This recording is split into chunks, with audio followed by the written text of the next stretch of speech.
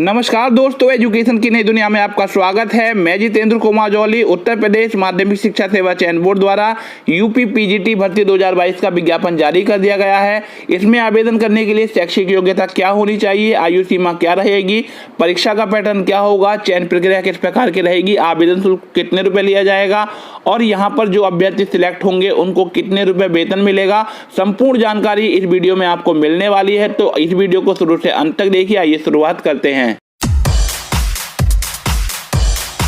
Video में आगे बढ़ने से पहले आपको बता दूं कि यदि आप यूपी टीजीटी भर्ती से संबंधित संपूर्ण जानकारी वाला वीडियो देखना चाहते हैं तो वह वीडियो हमारे चैनल पर अपलोड किया जा चुका है। उसका लिंक आपको आई बटन में और एंड स्क्रीन पर मिल जाएगा, आप उस वीडियो को देख सकते हैं। तो सबसे पहले बात करते हैं इंपॉर्टेंट डेट्स की। तो देखिए, ऑनलाइन आवेदन प्रक्रिया जो है वह 9 जून 2022 से प्रारंभ हो गई है और 9 जून 2022 से ही आवेदन शुल्क जमा करना प्रारंभ हो चुका है। ऑनलाइन आवेदन का जो प्रथम भाग है उसको पूरा करने की जो अंतिम तिथि है वह 3 जुलाई 2022 रखी गई है। यदि आप लोग 3 जुलाई 2022 तक रजिस्ट्रेशन नहीं कराते हैं तो आप अपना फॉर्म नहीं भर पाएंगे। तो आपको 3 जुलाई 2022 से पहले रजिस्ट्रेशन जरूर करा लेना है। ऑनलाइन आवेदन शुल्क जमा करने की अंतिम तिथि 6 जुलाई 2022 है और ऑनलाइन आवेदन पूरा करने की जो अंतिम तिथि है वह 9 जुलाई 2022 है। देखिए, यहाँ पर 624 पदों के लिए भर्ती का विज्ञापन निकाला गया है। यदि आप लोग आवेदन करना चाहते हैं तो माध्यमिक शिक्षा सेवा चयन बोर्ड की जो अधिकृत वेबसाइट है www.upscssb.org पर जाकर आप ऑनलाइन आवेदन कर सकते हैं। अन्य किसी माध्यम से भेजे गए आवेदन यहाँ पर स्वीकार नहीं किए जाएंगे। देखिए, आप लोगों को यहाँ पर बताना चाहूँगा कि आप लोग आवेदन करने से पूर्व यह सुनिश्चित कर लें कि आपकी जो शैक्षिक योग्यता है वो यहाँ पर निर्धारित मानकों के अनुसार है या नहीं है। यदि आपकी शैक्षिक योग्यता भिन्न पाई जाती है तो आपका चयन या फिर कभी भी आपका फॉर्म रिजेक्ट किया जा सकता है। यदि आप चाहें तो एक से अधिक विषयों के लिए आवेदन कर सकते हैं। प्रत्येक विषय के लिए आपको अलग से आवेदन करना होगा।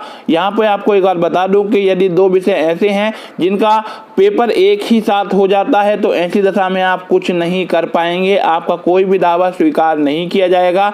यहाँ पर विज्ञापित पदों की संख्या घट और बढ़ भी सकती है। देखिए, भाषा संबंधी जो पेपर होंगे वो संबंधित भाषा में ही आपको देखने के लिए मिलेंगे और अन्य जो विषयों के पेपर होंगे वो हिंदी और अंग्रेजी भाषा में आपको देखने के लिए मिलेंगे। तो देखिए, यहाँ पर लिखित परीक्षा का आयोजन किया जाएगा और परीक्षा में कोई भी नेगेटिव मार्किंग नहीं होने वाली है। यहाँ पर आरक्षण का लाभ केवल उत्तर प्रदेश के निवासियों को ही दिया जाएगा। ईडब्ल्यूएस कैटेगरी के अंतर्गत यहाँ पर 10% आरक्षण भी प्रदान किया जाएगा। ऑनलाइन आवेदन फॉर्म पूर्ण रूप से सबमिट हो जाने के बाद में आप उसमें किसी प्रकार का संशोधन नहीं कर पाएंगे। अतः आपको यहाँ पर पूरी सावधानी बरतनी है और फॉर्म को अंतिम रूप से सबमिट करने से पूर्व सारी की सारी जानकारियों को ठीक से चेक कर लेना है और यदि कोई गलती हो गई है तो उसको सुधार लेना है। आप यहाँ पर कोई संशोधन नहीं कर पाएंगे। आइए आवेदन शुल्क की बात करते हैं। तो देखिए, अनारक्षित श्रेणी के लिए यहाँ पर 700 रुपये आवेदन शुल्क रखा गया है। 50 रुपये ऑनलाइन प्रक्रिया का शुल्क है, यह सभी को देना होगा। कुल मिलाकर 750 रुपये जनरल कैटेगरी वालों को यहाँ पर देने होंगे। ईडब्ल्यूएस वालों को 650 रुपये, ओबीसी वालों को 750 रुपये, एससी वालों को 450 रुपये और एसटी कैटेगरी वालों को 250 रुपये आवेदन शुल्क देना होगा। स्वतंत्रता संग्राम सेनानी, आश्रित, भूतपूर्व सैनिक और महिला अभ्यर्थियों को अपनी कैटेगरी के अनुसार यहाँ पर आवेदन शुल्क देना होगा। विकलांग जो अभ्यर्थी हैं उनको निर्धारित शुल्क का आधा शुल्क यहाँ पर भुगतान करना होगा। जिस कैटेगरी से वो बिलोंग करते हैं उस कैटेगरी का आधा शुल्क ही उनको यहाँ पर देना होगा।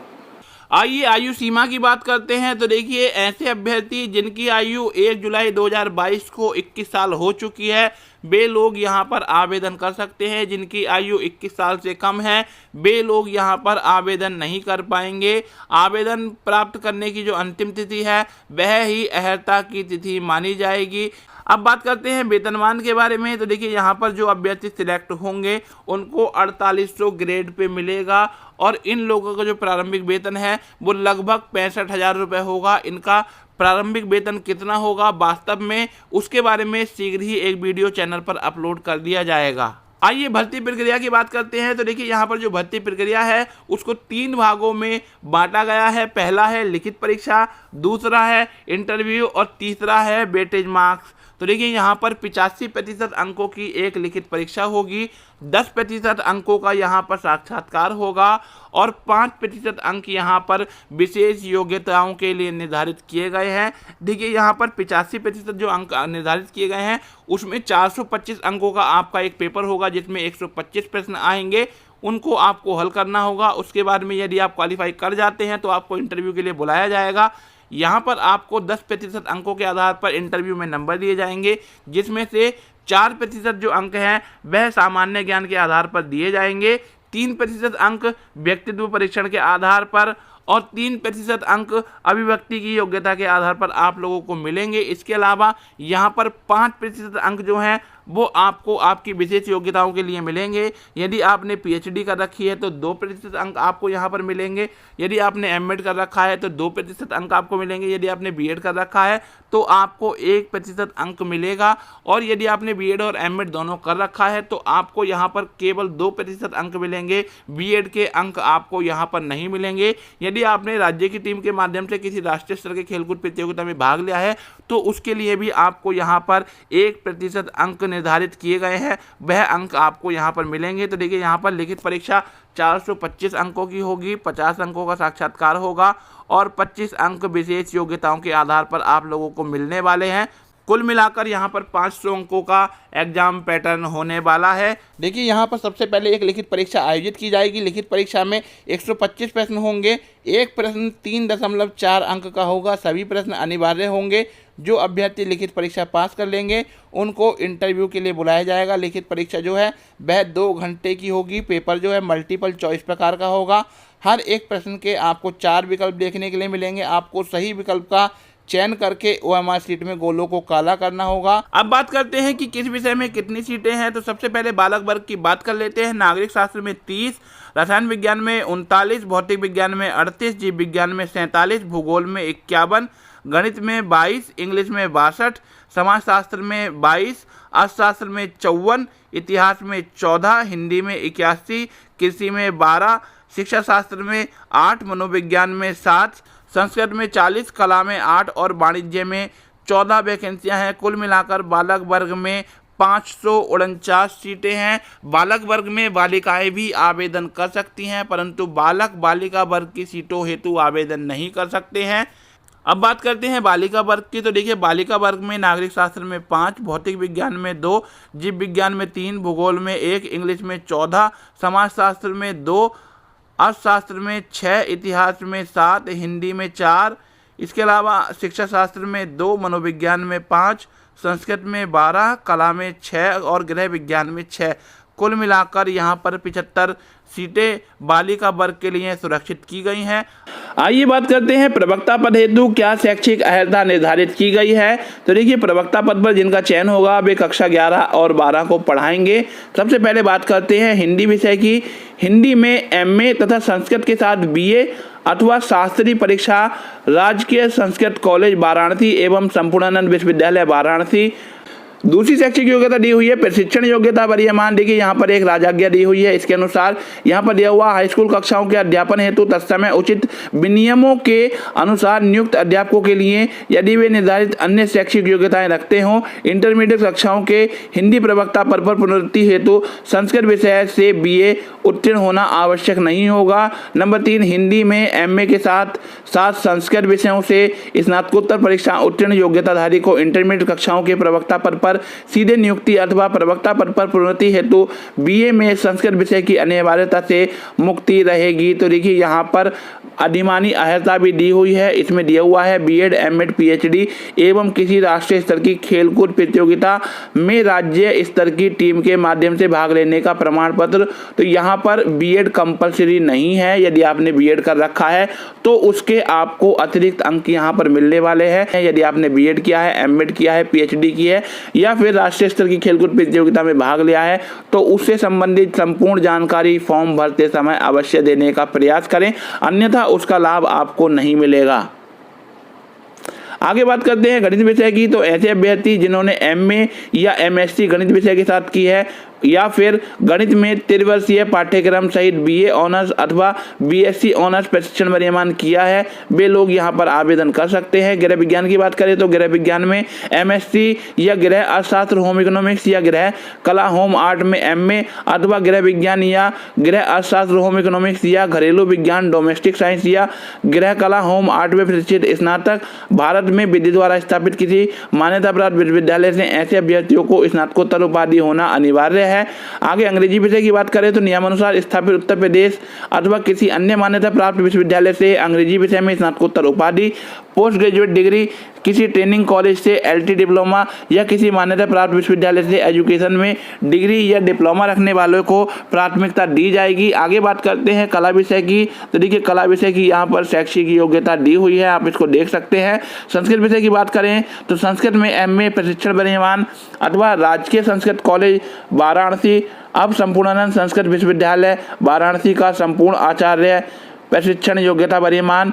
वाणिज्य विषय की बात करें तो एमकॉम वाले अभ्यर्थी यहाँ पर आवेदन कर सकते हैं। ऐसे अभ्यर्थी जिन्होंने यहाँ पर एमबीए किया है वे लोग यहाँ पर आवेदन नहीं कर सकते हैं। कृषि की बात करें तो ऐसे अभ्यर्थी जिन्होंने एमएससी कृषि किया है वे लोग यहाँ पर आवेदन कर सकते हैं। अर्थशास्त्र की बात करें तो एमए इकोनॉमिक्स प्रशिक्षण विद्यमान अथवा एमकॉम तथा अर्थशास्त्र सहित बीकॉम प्रशिक्षण विद्यमान अथवा त्रिवर्षीय पाठ्यक्रम सहित अर्थशास्त्र में बीए ऑनर्स प्रशिक्षण विद्यमान यहाँ पर आवेदन कर सकते हैं। राजनीति शास्त्र विषय की बात करें तो एमए राजनीति प्रशिक्षण विद्यमान अथवा त्रिवर्षीय पाठ्यक्रम सहित राजनीति शास्त्र में बीए ऑनर्स प्रशिक्षण।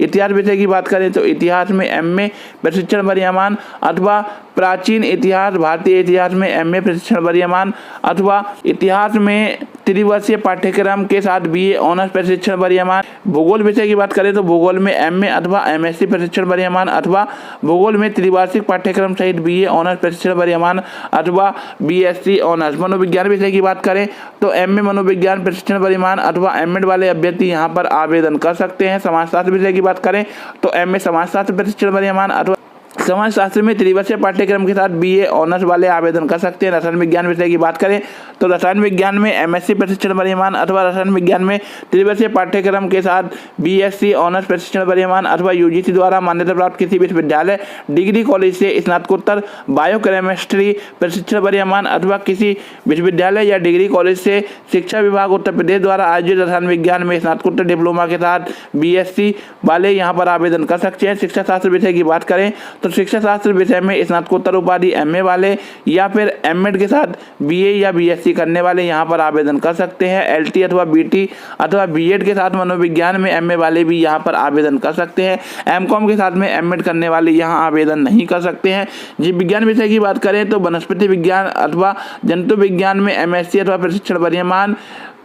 किसी विषयक वनस्पति विज्ञान के साथ एमएससी बीएससी में जंतु विज्ञान अथवा प्रशिक्षण विद्यमान। किसी विषयक जंतु विज्ञान के साथ एमएससी बीएससी में वनस्पति विज्ञान अथवा प्रशिक्षण विद्यमान। यूजीसी द्वारा मान्यता प्राप्त विश्वविद्यालय डिग्री कॉलेज से एमएससी लाइफ साइंस अथवा प्रशिक्षण विद्यमान। किसी विश्वविद्यालय या डिग्री कॉलेज में शिक्षा विभाग उत्तर प्रदेश द्वारा आयोजित जीव विज्ञान में स्नातकोत्तर डिप्लोमा के साथ बीएससी। भौतिक विज्ञान विषय की बात करें तो एमएससी भौतिक विज्ञान प्रशिक्षण विद्यमान अथवा किसी विश्वविद्यालय या डिग्री कॉलेज से शिक्षा विभाग उत्तर प्रदेश द्वारा आयोजित भौतिक विज्ञान में स्नातकोत्तर डिप्लोमा के साथ बीएससी जिन लोगों ने की होगी वे लोग यहाँ पर आवेदन कर सकते हैं। यदि आप ऑनलाइन आवेदन करना चाहते हैं या इन्फॉर्मेशन ब्रोशर डाउनलोड करना चाहते हैं तो इसके लिए आपको जाना होगा upscsp.org की वेबसाइट पर। जैसे ही आप इस वेबसाइट पर पहुंचेंगे आपको कुछ इस प्रकार का इंटरफेस नजर आएगा।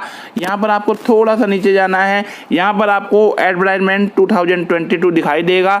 यदि आप विज्ञप्ति डाउनलोड करना चाहते हैं तो यहाँ पर क्लिक करके विज्ञप्ति डाउनलोड कर सकते हैं। यदि आप टीजीटी का विज्ञापन डाउनलोड करना चाहते हैं तो यहाँ से, और पीजीटी का विज्ञापन आप यहाँ पर क्लिक करके डाउनलोड कर सकते हैं। और यदि आप ऑनलाइन आवेदन करना चाहते हैं तो आपको क्लिक हियर टू अप्लाई पर क्लिक करना होगा।